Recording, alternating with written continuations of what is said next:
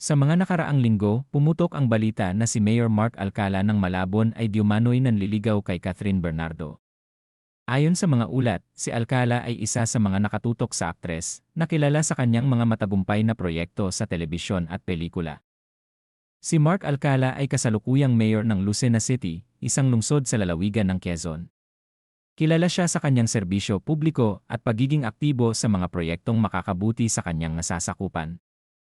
Ayon sa mga ulat mula sa PEP, si Mayor Mark Alcala ng Lucena City ay tinutukoy na nanliligaw kay Catherine Bernardo. Ang balitang ito ay umabot sa publiko sa pamamagitan ng mga social media at balita, kung saan sinasabing ang mayor ay nagpapakita ng interes sa aktres. Ngunit hindi pa tuwirang nagsabi si Mayor Mark Alcala ng anuman tungkol sa isyong ito.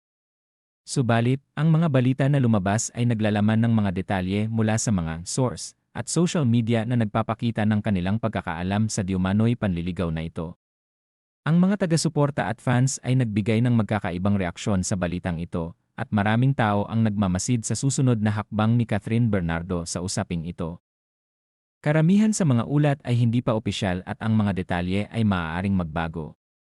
Maraming mga tagahanga ang umaasang magkakaroon ng formal na pahayag mula sa alinman sa mga partido upang linawin ang sitwasyon. Sa kasalukuyan, hindi pa nagbibigay ng formal na pahayag si Catherine Bernardo o ang kanyang management hinggil sa balitang ito. Ang balita ay patuloy na sinusubaybayan ng publiko at media para sa karagdagang detalye.